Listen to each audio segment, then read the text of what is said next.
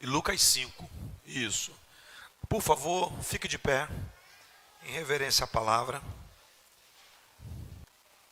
Eu não vou ler todo o texto que eu li ontem. Eu vou ler com você versículo de número 4. Versículo 4 diz assim a palavra: quando acabou de falar, disse a Simão: faze-te ao largo e lançai as vossas redes para pescar. Respondeu-lhe Simão: mestre, havendo trabalhado toda a noite, nada apanhamos, mas sob tua palavra lançarei as redes. Diga comigo assim: trabalhei a noite inteira, não apanhei nada, mas debaixo desta palavra eu lançarei a minha rede. Amém? Você ainda tem força para levantar um clamor comigo? A Bíblia diz o quê? Clama a mim e anunciar-te-ei que tu não, como eu sempre tenho dito, antecedendo algumas das minhas mensagens, o pior da guerra não é aquilo que a gente sabe dela, mas aquilo que a gente ignora. E a gente precisa que Deus nos revele coisas grandes e profundas que nós não sabemos. Então nem todo clamor ele responde a uma pergunta nossa, mas todo clamor sincero vai nos dar uma direção que nós precisamos. E eu queria que você levantasse um clamor pedindo: Deus, me direciona nesta manhã em nome de Jesus. Você pode fazer isso? Erga as suas mãos, use todo o resto de força que você estiver aí e clama agora nessa hora. Deus, nós estamos nesse instante, Senhor Deus, orando mais uma vez, porque eu sei que ainda há um fôlego dentro de nós para clamarmos nesse instante de dizermos: revela-nos a tua palavra, revela-nos a tua palavra, Senhor Deus, caia como chuva sobre a terra, e assim como a chuva que cai sobre a terra, Senhor, e para lá não torna sem antes fecundá-la, fertilizá-la, dando semente ao que semeia e pão ao que come. Assim é a palavra que sai da tua boca, ela não volta para o Senhor vazia, sem antes fazer aquilo que te apraz. Senhor, nós continuamos declarando este ambiente esvaziado de toda sorte de ações demoníacas, humanistas e seculares, mas que haja um livre fluir do teu Espírito, Senhor, além daquilo que tu já tens feito, Senhor. Dá-me no abrir da minha boca a palavra com intrepidez, para que eu faça conhecido o mistério do teu evangelho. Nós repreendemos toda sorte de espíritos de distração, espírito de cansaço excessivo, espírito de sono, espírito de maledicência, de distração. Nós nos banimos deste território e declaramos que a boa mão do Eterno prevalecerá em nome do Senhor Jesus. Nos amadureça, Senhor. Nos amadureça, Senhor. Nos faça, Senhor, meu Deus, uma geração de avivalistas para a glória do teu próprio nome. Em nome de Jesus. Quem é que pode dizer um amém e aplaudir a presença dele nesse ambiente em nome de Jesus? Vire para o teu irmão e libere uma palavra para ele. Essa pausa eu queria provocar. Libera uma palavra para o seu irmão. Não vale só Deus te abençoe, não. Pronto.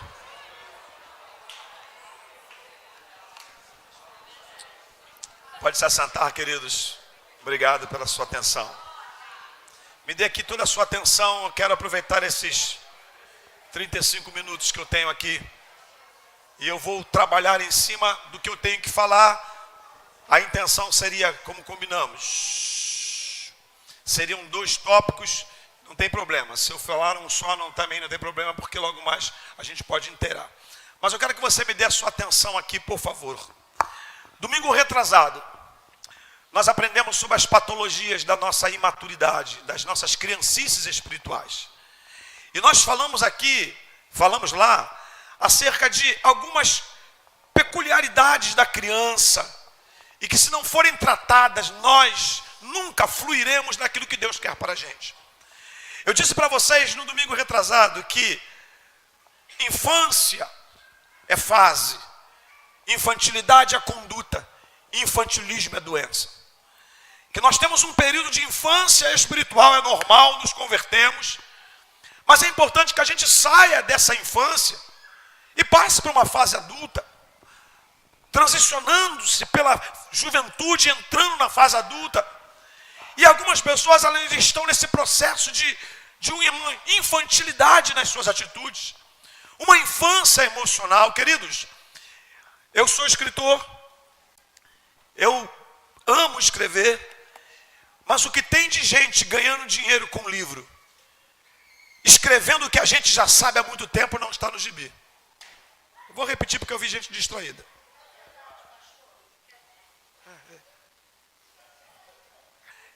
Eu estou dizendo que o que tem gente por aí escrevendo livro e ganhando dinheiro com aquilo que a gente já sabe há muito tempo, não está no gibi.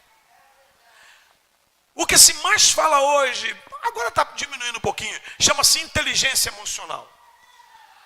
Ô gente, a Bíblia está o tempo todo nos ensinando sobre termos inteligência, maturidade nas nossas emoções, na nossa maneira de nos comportarmos, nas nossas posturas, da nossa maneira de pensar, de sairmos de uma etapa de que não podemos mais ficar nela, paralisados nela.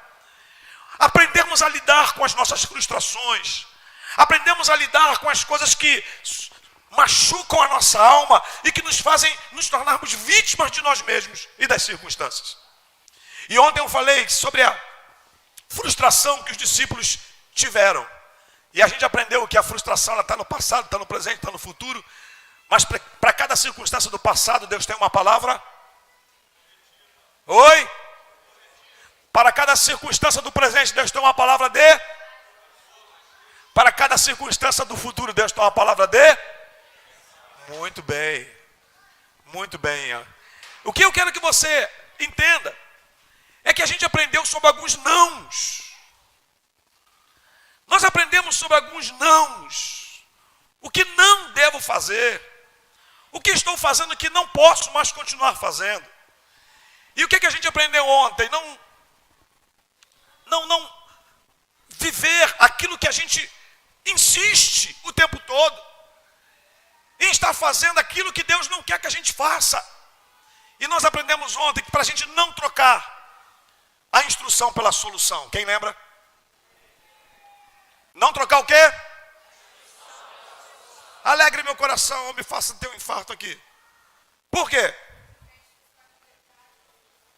Yes! Quem está te aplaudindo, fala assim, por que ela não falou alto para eu? Porque a solução é urgência e a instrução é prioridade. O que é urgência? Oi? O que é urgência? Tem que ser feito.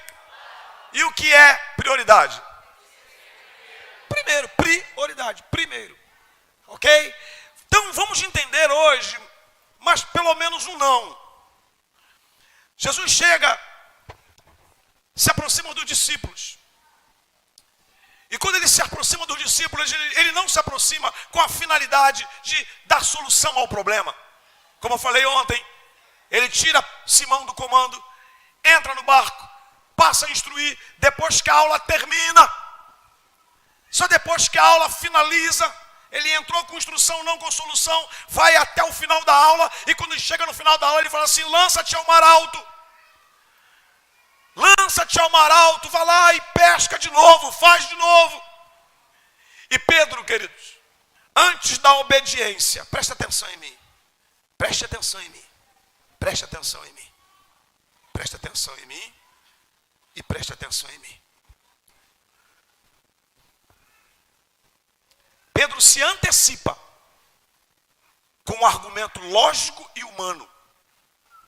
Eu pesquei a noite inteira e não apanhei nada. É lógico que ele completa obedecendo, mas antes de obedecer, ele se apresenta com um argumento lógico e humano. Antes de eu falar esse não, eu queria chamar a sua atenção para uma coisa. Nós estamos vivendo num tempo onde duas patologias sociais, onde duas doenças sociais estão em nosso meio e entraram na igreja. Chama-se secularismo e humanismo. Chama-se o quê? Quais são as duas doenças que estão em nosso meio? Hoje, coisa secular não é coisa do mundo, está em nosso meio. Qual é a diferença entre secularismo e humanismo? Isso está no meu novo livro.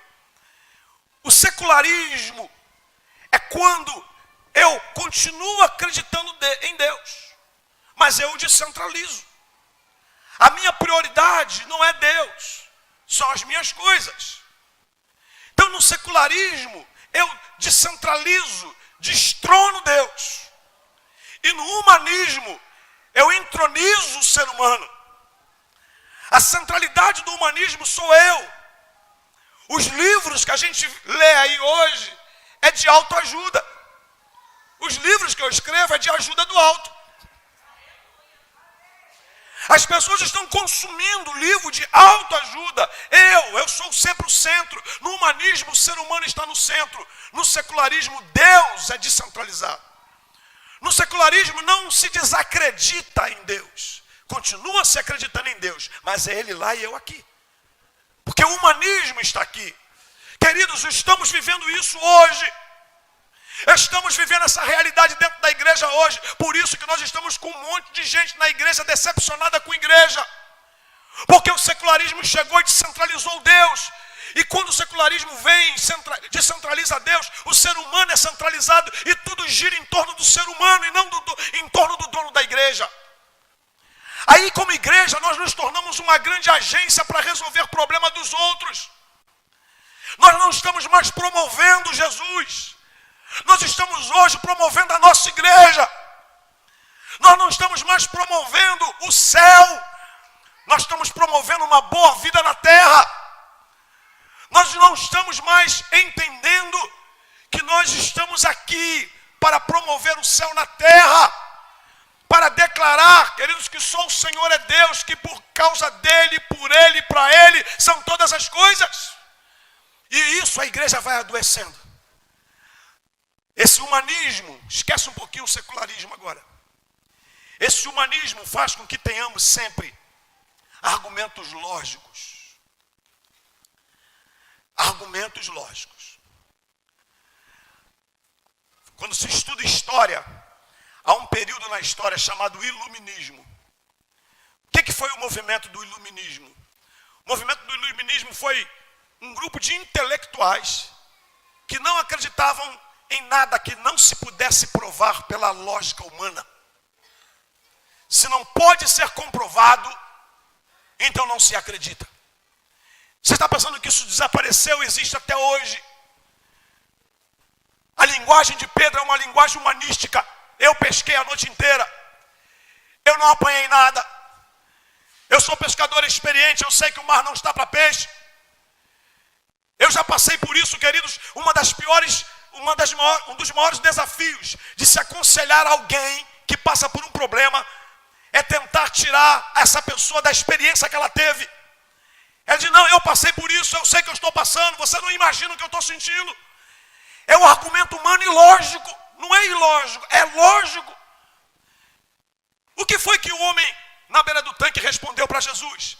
Jesus falou para ele, você quer ser curado? Quer ser curado? Resposta simples, pergunta simples, quer ser curado? Sim ou não? Mas toda alma doente contra-argumenta contra a voz de conselho. Toda. Mas eu estou sentindo dor. O que foi que esse homem falou? Quem foi que esse homem falou para Jesus? Você quer ser curado? Não tem homem nenhum que me jogue no tanque. Jesus não perguntou se ele queria ser jogado no tanque. Mas ele falou de uma história dele. Eu estou aqui há 38 anos. Quando eu vou entrar, vem outro antes de mim. Gente, eu já falei isso aqui em Jardim América algumas vezes, vou falar de novo. Esse homem só de beirinha de tanque tinha 38 anos. Jesus não tinha nem 33 de vida. Só de beira de tanque, 38 anos, não sei a idade dele. Jesus era um homem, um jovem, adulto, de menos de 33 anos. Porque com 33 ele morreu. É como se o homem dissesse, você está chegando aqui agora. Você não sabe o que está acontecendo. Quando eu vou, vem outro antes de mim. Você está chegando aqui agora. Só de beirinha de tanque eu tenho 38 anos. Eu conheço um monte de crente com beirinha de tanque. E quando alguém chega para aconselhar, ele fala, não, rapaz, está chegando agora, você não sabe disso. E quem é que disse que o conselho que vem do céu tem que ter a idade do teu problema?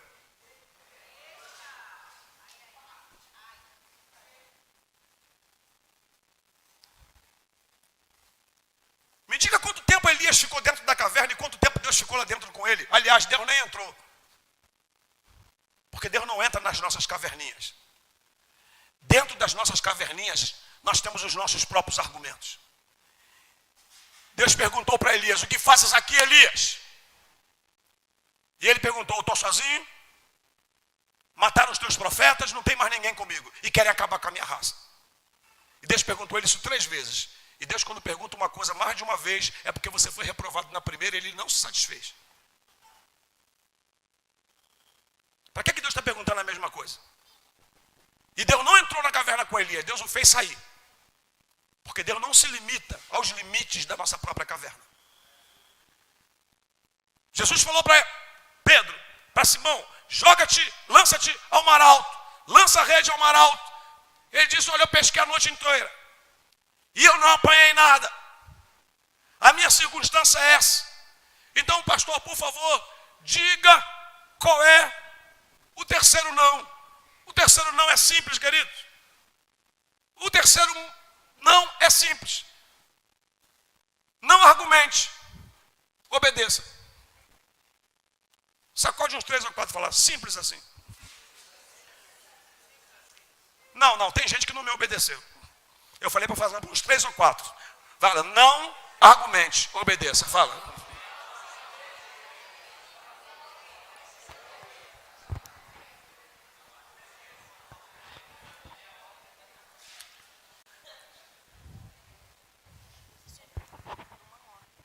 Ih, me deu confiança. Posso falar? O começo só vai estar liberado 1 hora. Então, como eu já ia pregar passando do almoço, então eu vou até 1h30. Veja bem, queridos. O que nós precisamos compreender... Deus é bom, né, gente? Mudando um pouquinho de assunto, né?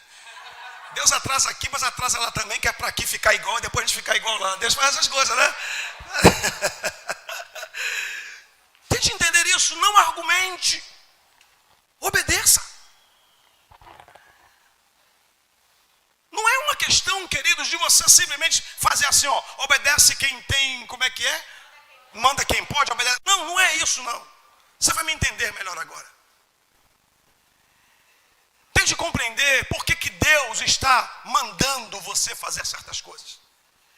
Deus não te manda fazer certas coisas apenas porque Ele é Deus. Ele te manda fazer certas coisas porque Ele te ama.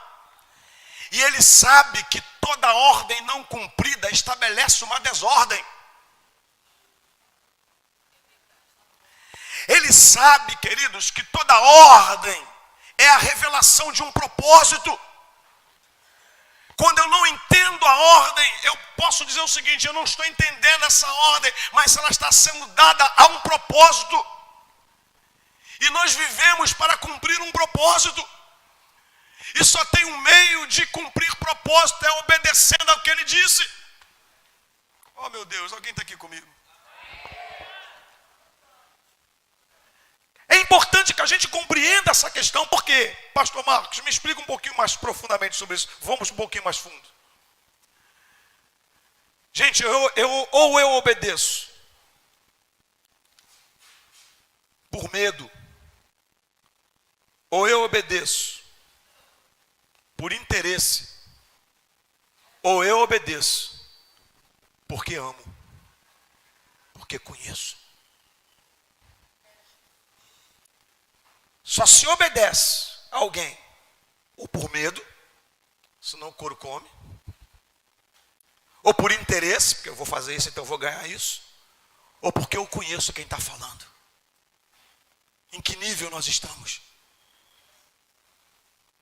Não estou nem falando dos desobedientes. Estou falando com os que obedecem. Ou a gente obedece porque tem medo, se eu não fizer isso eu vou me dar mal.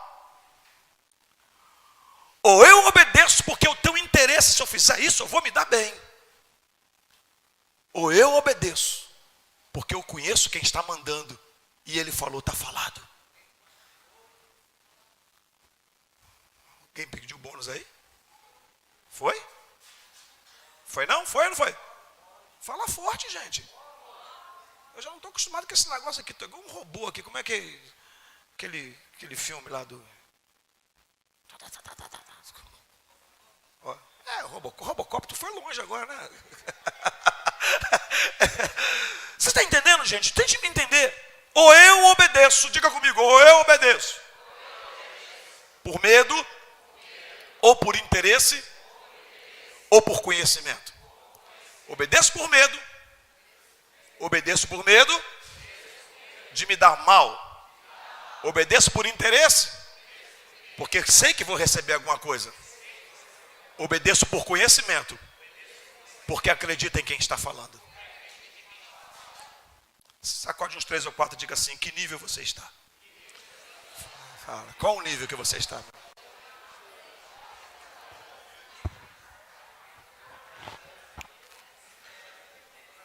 Você imagina se você disser assim para mim, você se sentir confortável. Gente, você se sentiria confortável em saber que você obedece no primeiro nível, obedece por medo? Sim ou não? Ô, gente, diz sim ou não? Você quer obedecer a Deus por medo dele? Você se sentiria confortável em obedecer por interesse? Você se sentiria desafiado em obedecer por conhecimento? Então, querido, se você não se sente confortável nos 2 primeiros níveis, imagina quem nem sequer obedece.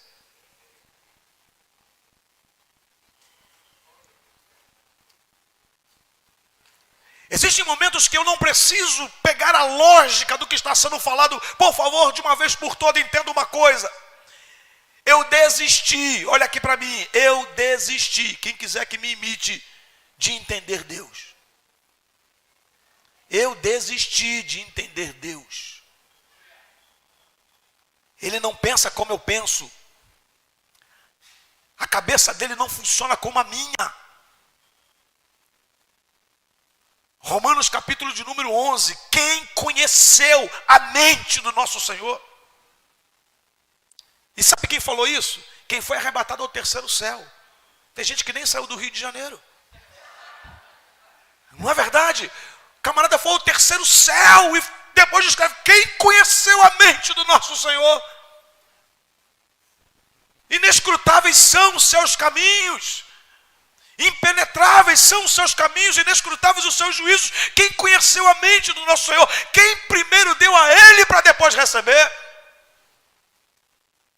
Eu resolvi não entender Deus. Eu resolvi conhecê-lo. E conhecer Deus é diferente de entender. Eu entendo se eu estudá-lo. Ele não é objeto do meu estudo. Mas eu o conheço se eu me relacionar com Ele. Alguém está comigo aqui? Nesse nível de conhecer Deus.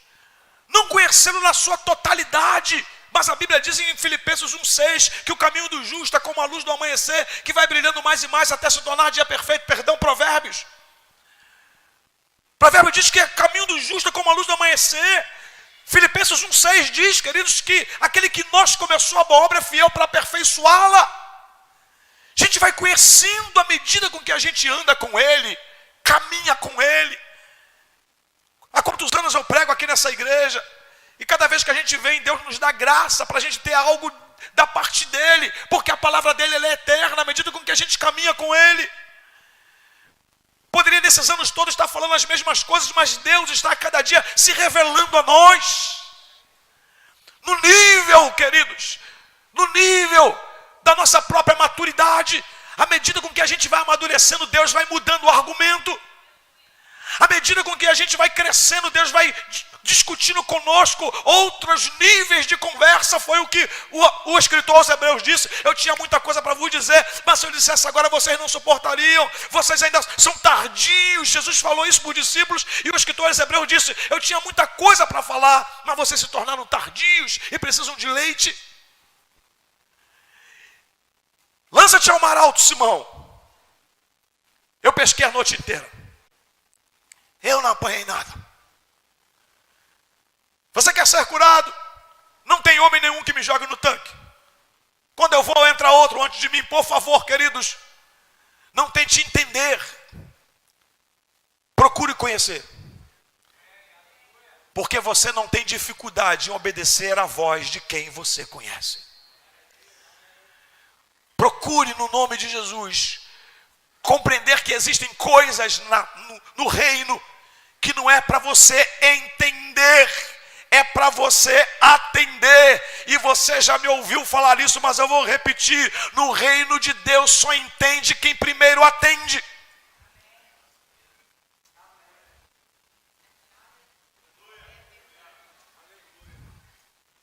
O que foi que eu disse? O que, gente? Você está me enrolando. Só o quê? Só entende quem atende.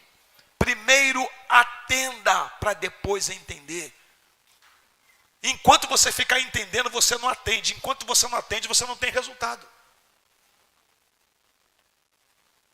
Alguém está comigo aqui, gente? Eu quero que você entenda, mas já entenda que você tem que atender a Deus. Quando alguém te chama, você tem que atender o chamado, para entender aquele que te chamou, para entender o que ele quer. Se um pai chama o filho aproxima-se do pai, para depois entender o que o pai quer, por que ele chamou. Então Deus está nesse instante querendo fazer você entender dessa forma que primeiro você tem que atender. Pare com as suas lógicas humanas, pare com seus argumentos matemáticos, pare de tentar encaixar Deus nos teus aspectos fisiológicos, filosóficos, psicológicos. Queridos, eu não acredito que uma faculdade desvia crente. Eu estou ávido para que essa garotada invada as faculdades. Nós estamos precisando tomar a faculdade, as escolas, a educação da mão do marxismo. Isso vai ser feito com crentes cheios do Espírito Santo. Falei ontem e vou repetir: Babilônia não foi problema para Daniel. Daniel que foi problema para Babilônia.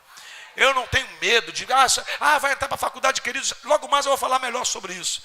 Eu não estou estudando, fazendo mais formações para ter título, queridos, e encher a parede do meu gabinete de diploma. Eu quero poder ter autoridade secular para falar, mas ainda de tudo que eu já estudei, eu acho que eu ainda não estudei tanto quanto eu deveria, mas de tudo que eu já estudei, eu ainda não vi nada, e tenho certeza que não verei que supere a palavra de Deus. Queridos, eu dava aula na faculdade, e quando eu dava aula na faculdade, eu ficava assim: meu Deus, meu povo já sabe isso tudo.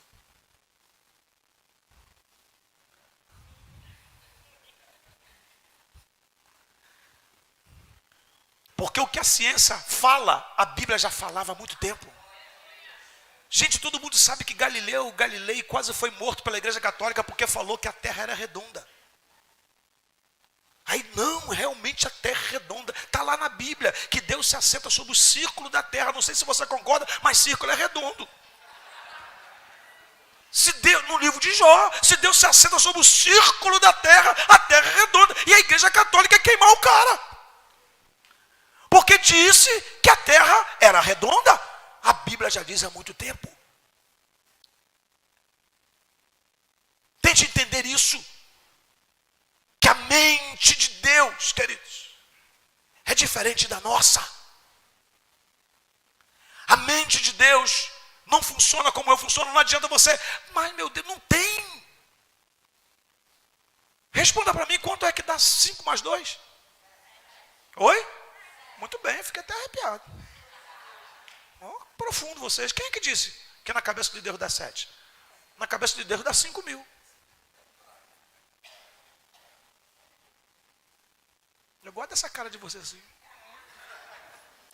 5 mais 2 para Deus dá 5.000.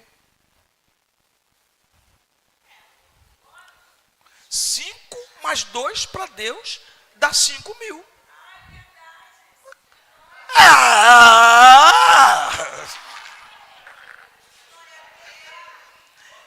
Quem era o mais calculistas dos discípulos, Filipe. Filipe tinha educação grega e a Grécia até hoje influencia a pedagogia, a educação. Você e eu falamos palavras gregas que nós nem imaginamos. A palavra pedagogia vem do grego. Até hoje a educação grega influencia, porque Sócrates, Platão, Aristóteles existiram fisicamente falando antes de Jesus.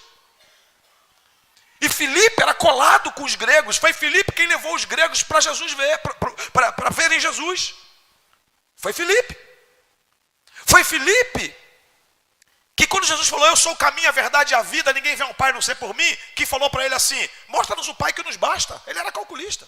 Para que caminho, verdade? Para que 3 pontos na mensagem? Mostra-nos o Pai. Aí vem Filipe e diz assim, ó, Senhor, 5 pães e 2 peixes, já fiz a conta. Tem 5.000 aqui só de homens. Manda todo mundo embora.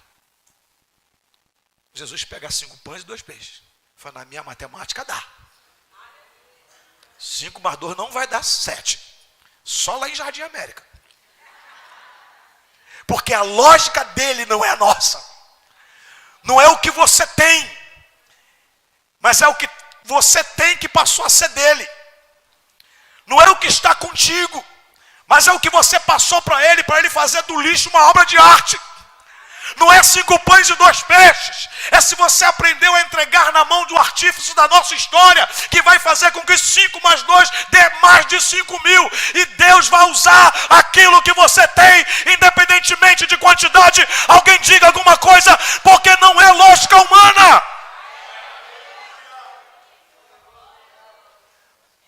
Pastor, mas como é que vai ser? Não sei. Não sei, queridos.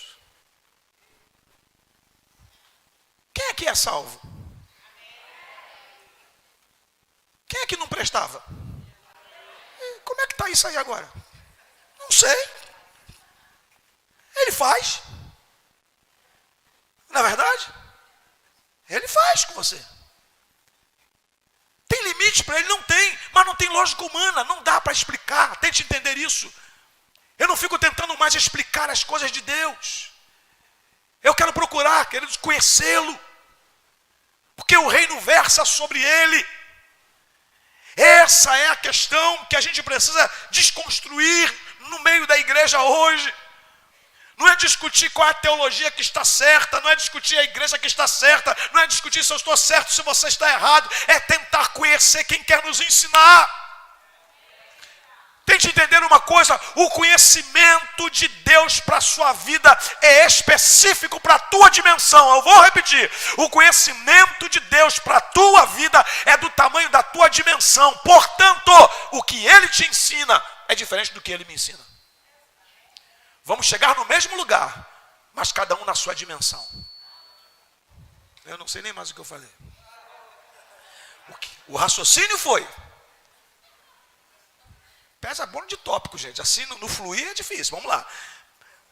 O raciocínio é que o conhecimento de Deus para você é do tamanho, da tua dimensão. É do nível da tua maturidade. Amém? Portanto, o que Ele ensina para você, ensina outra coisa para mim. Vamos chegar no mesmo lugar, mas cada um na sua dimensão.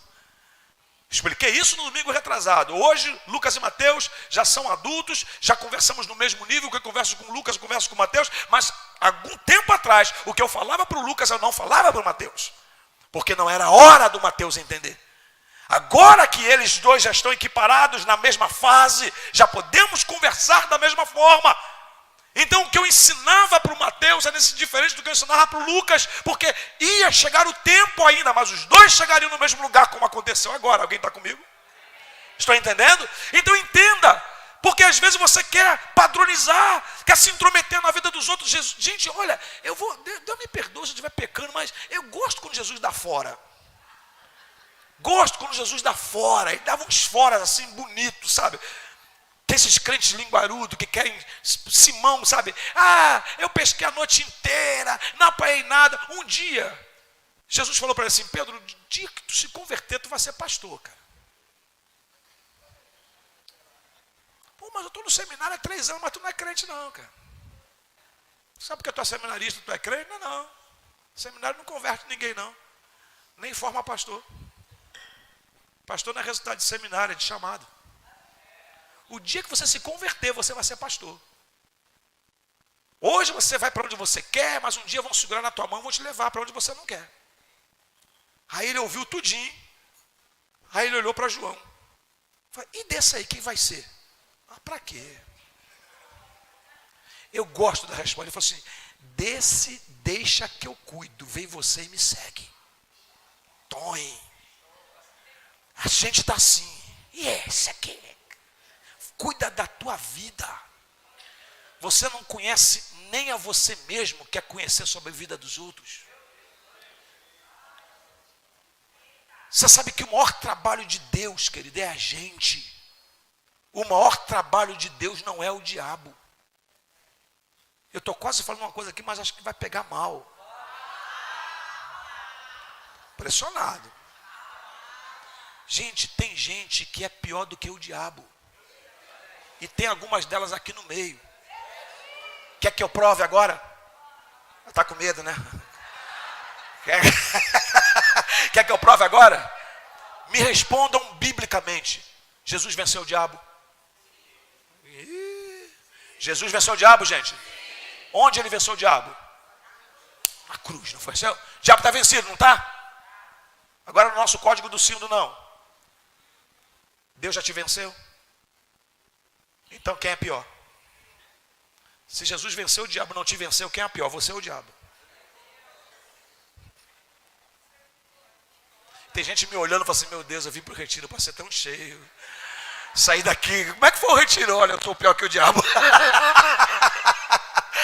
Olha, que revelação foi aquela, rapaz. Ele me venceu, não. A obra de vitória sobre o inferno já está feito. Mas sobre a nossa vida está? Aquele que começou a é fiel até o dia está ainda. Está nos vencendo ainda. Tirando nossa humanidade e enchendo de divindade. Por isso que a gente tem que ser... Olha bem, olha o termo redundante, aparentemente redundante. Sermos cheios da plenitude de Deus. Cheio já é pleno.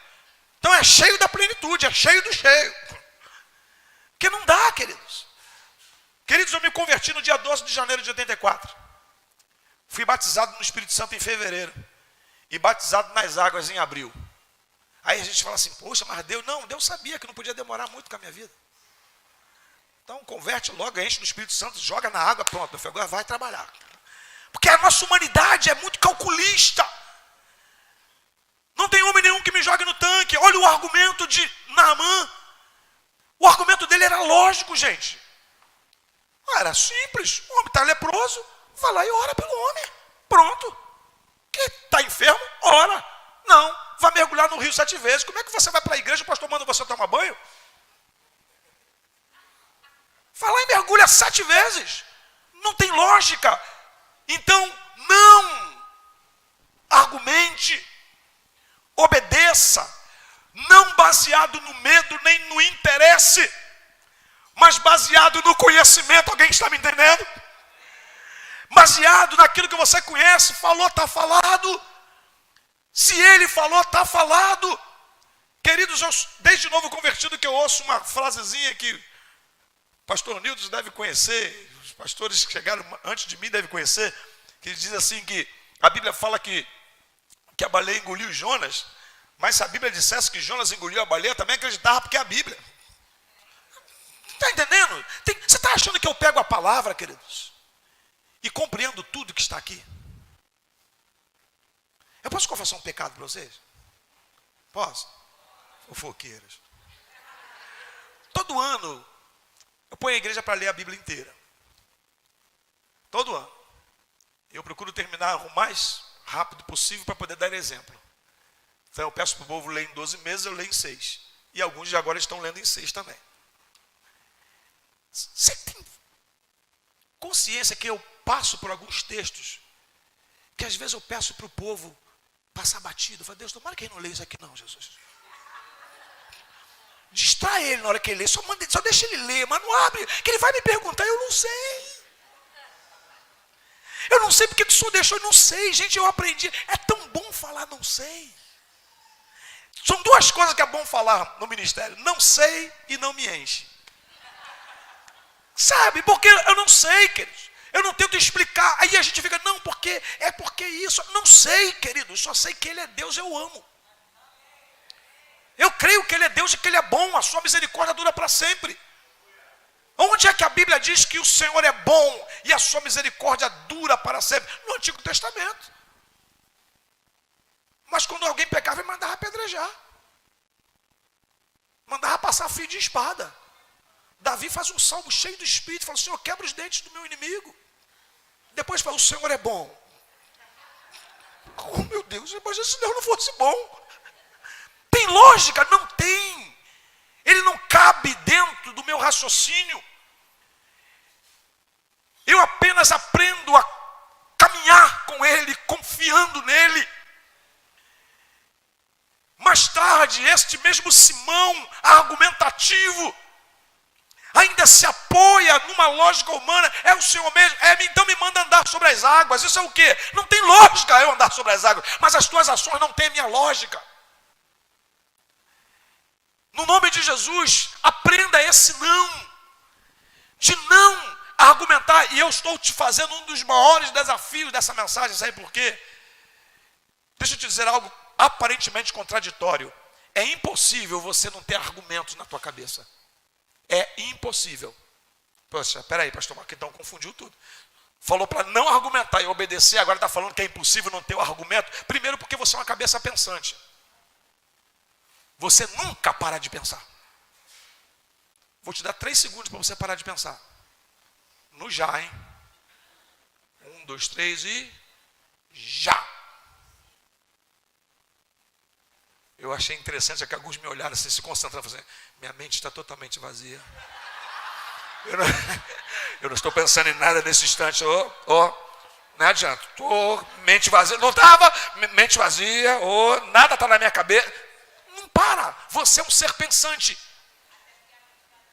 É a oficina do diabo, né? Para a gente entender isso, não argumentar não é não pensar, gente. Não argumentar não é não duvidar. Será? Isso vem. Não argumentar é não permitir com que esse argumento saia e confronte o que veio. Oi? Amém? Oh, meu Deus. Deus. Não sei como é que vai ser não, Deus. Eu estou meio com medo, mas o senhor falou, está falado. Estão entendendo? Você não vai parar de pensar. Lógico que você vai continuar pensando. Tem coisa que passa na nossa cabeça, queridos, que a gente não consegue entender porque que Deus permite. Tem coisa que se você fosse Deus, você já teria resolvido. Tem gente que se você fosse Deus, você já teria queimado.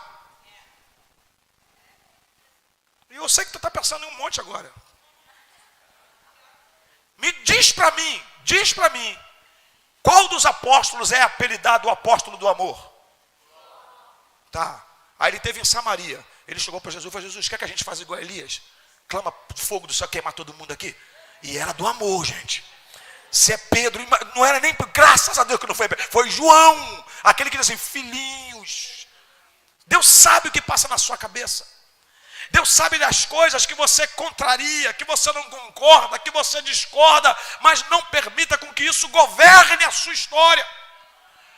Não permita, querido, não é fácil lidar com gente argumentativa, que quer explicação para cada uma das coisas e diz isso de queridos, não tente entrar nessa.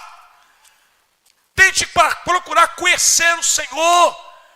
E conhecer Deus, olha para mim, vou repetir, conhecer Deus, conhecer na Bíblia é relacionamento de intimidade que gera fruto. Oh meu Deus, podia ser mais forte. Relacionamento de intimidade que gera fruto. O que é conhecimento no reino? 1, 2, 3 e já. De novo.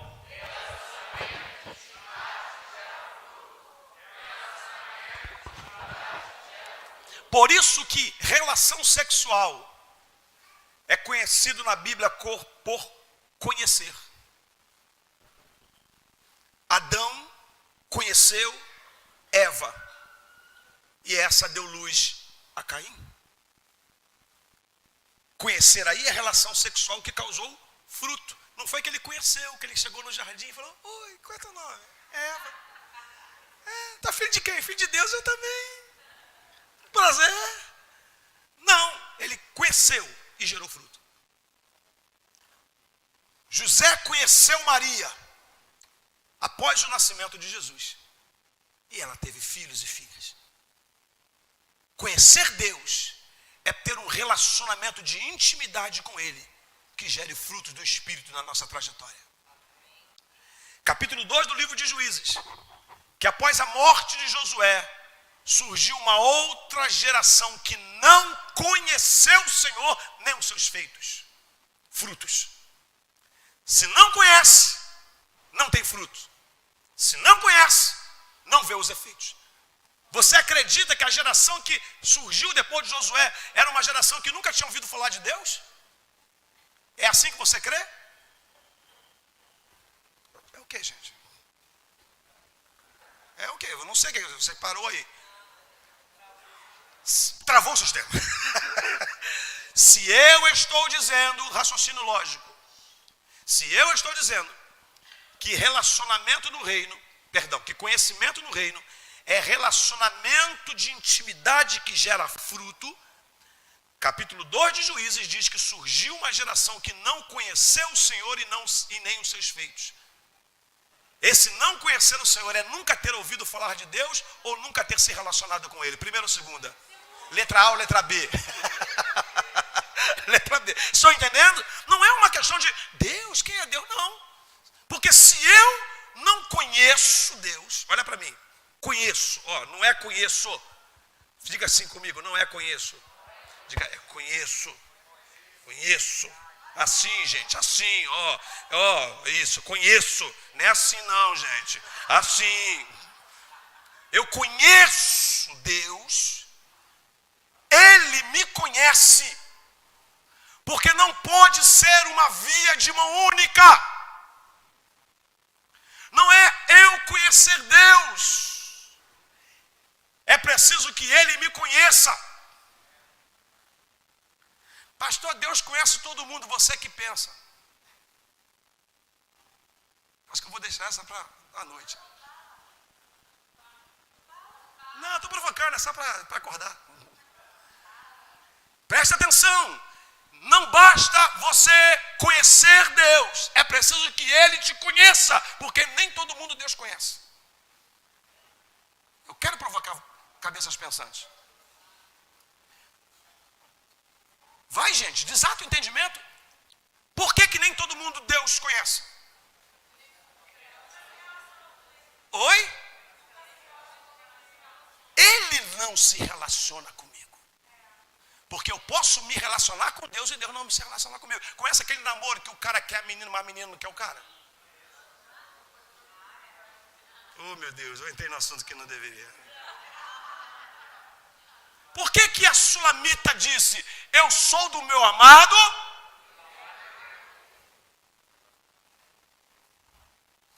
Vamos voltar, rebobina a fita. Se conhecimento é relacionamento de intimidade que gera fruto, se eu não tenho fruto na minha vida porque eu não me relaciono com Ele, conhecimento, é isso. O que é conhecimento, gente? Vai! Peguei distraído, né? Relacionamento de intimidade que gera fruto. Então veja bem, eu preciso me relacionar com Ele, mas eu preciso que Ele se relacione comigo. Pastor, onde que está escrito na Bíblia que tem gente que Deus não conhece? Mateus capítulo 7. Naquele dia, vocês me dirão, profetizei em teu nome, fiz sinais em teu nome, ensinei em teu nome, apartai-vos de mim, porque eu não me relaciono com vocês. Capítulo 33 do livro de Êxodo. Moisés, eu vou enviar um anjo, mas eu não vou com esse bando de vacilão. Porque é povo obstinado. Eu não vou no meio de vocês. Eu não quero. Se eu for no meio de vocês, eu vou fulminar vocês. É daí que surge a frase: se a tua presença não for conosco, não nos faça sair desse lugar. Eu preciso da tua presença. Então, vamos voltar. Diga comigo: conhecimento. Relacionamento de intimidade que gera fruto. Quem conhece a Deus não é quem tem conhecimento da Bíblia, mas quem se relaciona com Deus através da Bíblia.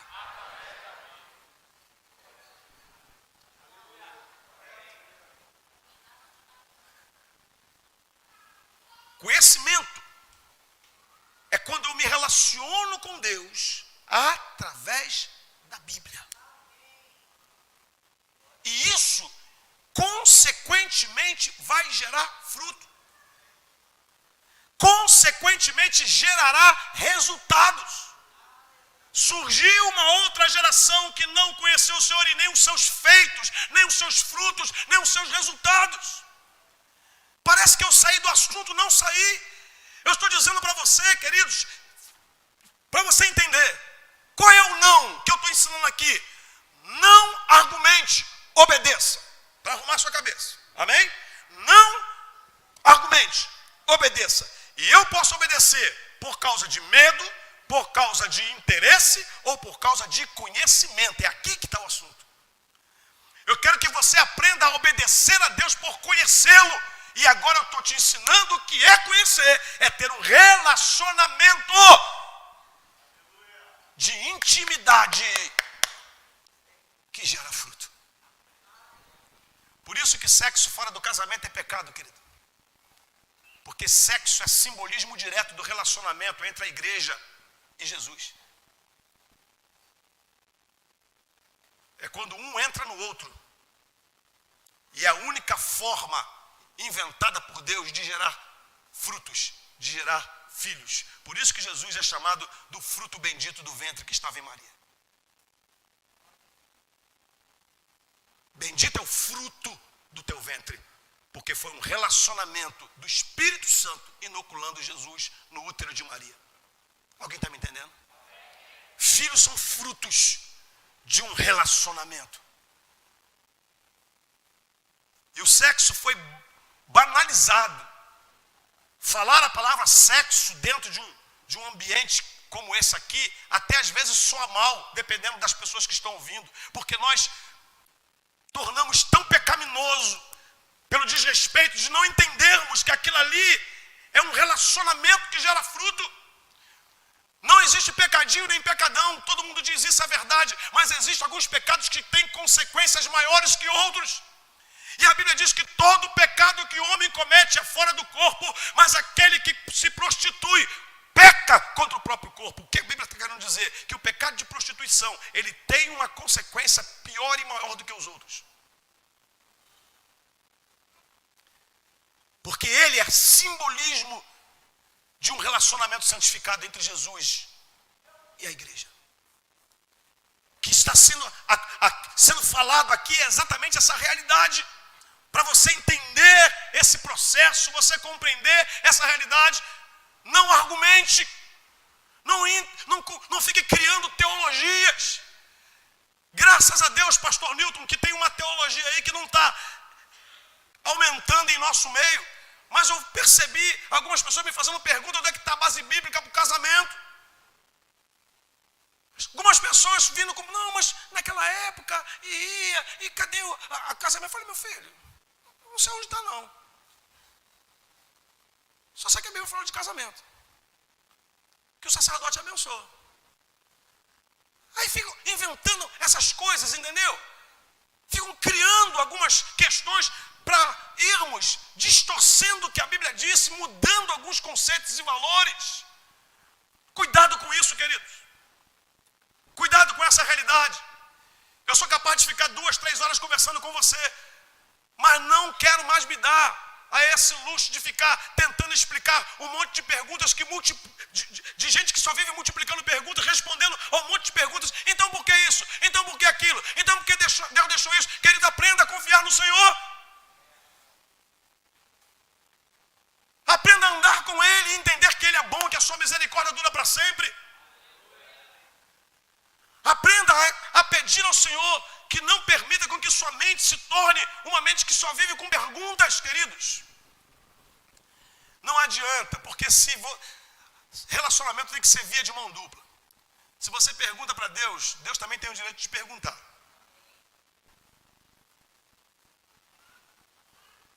Você vai ler o final de Jó, e Deus faz para ele 40 perguntas. Ele não responde nenhuma. E uma das perguntinhas básicas que Deus fez foi: como é que se forma o gelo no útero das nuvens? Pergunta básica, né? Responde se tu sabes. Como é que a gente vai responder as coisas de Deus? A gente precisa começar a pedir ao Senhor que a nossa argumentação lógica ela esteja debaixo daquilo que Ele falou. Não argumente, obedeça. É interessante notar uma coisa aqui, eu estou encerrando. Que quando você faz uma pergunta para Deus, que Deus não está a fim de responder, Ele não responde. Eu tenho um medo tremendo de Deus quando Deus me faz uma pergunta. Se Ele já sabe tudo, para que Ele está me perguntando? Para que Ele pergunta para um Bartimeu: o que é que você quer? Se o cara estava gritando: Jesus, filho de Davi, tem misericórdia de mim. Para que Ele pergunta para um homem na beira do tanque, e a Bíblia diz que ele sabia que o homem estava ali há 38 anos. Você quer ser curado? Para que Ele pergunta? Se Ele criou todo o universo, como é que Ele não descobre um Adão atrás da árvore? Adão, onde estás? Que a pergunta não era para ele ser respondido. A pergunta é para você mesmo ver o estado onde você se encontra. Ele sabia. Olha onde é que você está. Elias, o que fazes aqui dentro? Para quê? Deus sabia. A questão é, o argumento vem, o pensamento vem, mas eu preciso aprender a me calar diante dele e falar: Senhor, o Senhor já falou. O Senhor já falou, e o que o Senhor falou tem que ser suficiente. Sucesso de um culto não é a eficácia da oratória de um pregador no domingo à noite. Sucesso de um culto é o que o ouvinte faz com o que ouviu na segunda-feira. Sucesso de um culto é quando a bênção é impetrada, a luz é apagada e você vive aquilo que Deus te falou, mesmo não entendendo, mas obedecendo, porque conhece quem falou. O apóstolo Paulo falou isso para o seu discípulo Timóteo. Falou: olha, você sabe de quem você recebeu. Você sabe de quem você recebeu. E é aqui que eu encerro o meu argumento com vocês. Olhem aqui para mim. O reino de Deus, queridos, não gira em torno, querido, do onde. O reino de Deus, você já me ouviu falar isso em Jardim América, gira em torno do quem. O nosso grande problema é que a gente não entendeu ainda quem está falando conosco. Esse é o nosso grande problema. Jesus faz um discurso e todo mundo vai embora. Jesus pergunta: vocês também vão querer ir? O que é que responderam para ele? Fale forte. De novo. Em que Bíblia que você leu isso? Em que Bíblia você leu isso? Porque isso não está escrito na Bíblia. Para quem iremos nós? Só tu tens as palavras de vida eterna. Quem se preocupa com onde é Judas, mas discípulo verdadeiro se relaciona com quem? Judas foi quem disse assim: ó, eu sei onde ele vai orar com os discípulos. Quando ele vai lá, Jesus olha para ele e fala: a quem você está procurando? Porque o onde você já achou, mas quem você deveria achar, você ainda não achou. Então pare com esse conflito de igreja aqui, igreja acolá, porque o negócio de Deus não é o onde, o negócio de Deus é o quem. E a hora que você conhecer quem é que fala com você, você vai permanecer no conhecimento. Faz alguma coisa se você está me entendendo e glorifica o nome dele nessa manhã, em nome do Senhor Jesus. A Ele o louvor e a Ele a glória para todos sempre. Para quem iremos nós? Não é para onde você está indo. Encontre-se com uma pessoa que vive de igreja em igreja. Está Está indo onde agora? Agora eu estou lá em tal lugar. Está onde? Onde? O tempo todo. Está no monte de onde? Porque nunca encontrou o quem. Pedro, querido, arrebentou. Arrebentou tanto que até hoje vocês se enganam. Para onde iremos nós? Pedro é bravo. Você vai encontrar com ele na glória. Se ele souber que você falou que ele falou errado. Ele não falou onde, ele falou quem. Para quem iremos nós? Só tu tens as palavras de vida eterna. Aí, o que é que Jesus responde para ele? Não foi nem carne, nem sangue que te revelou. Porque o conhecimento que nós temos de Deus não é resultado do nosso estudo. O conhecimento que nós temos de Deus é resultado daquilo que Ele nos revela. Nós o conhecemos porque Ele se revela a nós. No nome de Jesus, não argumente, obedeça. Quero deixar claro que quando digo não argumente, obedeça, não é para você parar de pensar. Você vai continuar pensando, você vai continuar duvidando, você vai continuar falando, meu Deus, como é que pode ser esse negócio? Mas você tem conhecimento de quem falou com você. Fala, meu Deus, eu não estou entendendo nada, mas o Senhor falou, está falado. Eu sei que no 7º mergulho minha carne será curada. Eu sei que assim que o altar for armado, o fogo vai cair. Eu sei que assim que eu marchar, o mar vai se abrir. Eu sei que assim que eu der a última volta na muralha de Jericó, ela vai cair, porque o Senhor mandou. Tem lógica, queridos? Tem lógica? Rodear a muralha tantas vezes, para quê? Tem lógica? Não tem. Mas no nome de Jesus, entenda que a Bíblia é o único livro na face da terra que todas as vezes que você lê, o autor está perto. Quando você abre, ela abre você. Quando você a lê, ela lê você. Então, no nome de Jesus, eu quero ficar nesse não. E dizer para você, no nome de Jesus, não argumente. Se não sabe, querido, faz como fez Davi. Não me exercita em grandes assuntos. Nem coisas muito elevadas para mim. Eu fiz calar e sossegar a minha alma, tal qual criança desmamada. O que é criança desmamada? Não precisa mais de teta. Não precisa mais, já dá para comer uma comidinha sólida. Não precisa ficar no leitinho o tempo todo. Desmamado é isso, que já não depende mais de leitinho. Já dá para comer uma coisa mais sólida. No nome de Jesus. Diga comigo assim, eu aprendi. Fique de pé. E eu estou amadurecendo. Que Deus me ajude a crescer na graça e no conhecimento. Feche os seus olhos e repita, Deus me ajude, no nome de Jesus, a entender tudo que até então a palavra profética está me direcionando para que eu não seja mais criança doente. Em nome de Jesus, eu digo não, tantas vezes forem necessárias, quantas vezes forem necessárias, eu digo não, em nome de Jesus, não trocarei a instrução pela solução, a instrução é prioridade, e eu quero a prioridade, não deixarei a sala antes que a aula acabe. E quando acabar, irei para outro nível. Não argumentarei com meus argumentos lógicos, mas obedecerei, não conformado no nível do medo, no nível do interesse, mas querendo obedecer no nível do conhecimento, sabendo que conhecimento no reino de Deus é relacionamento de intimidade que gera fruto.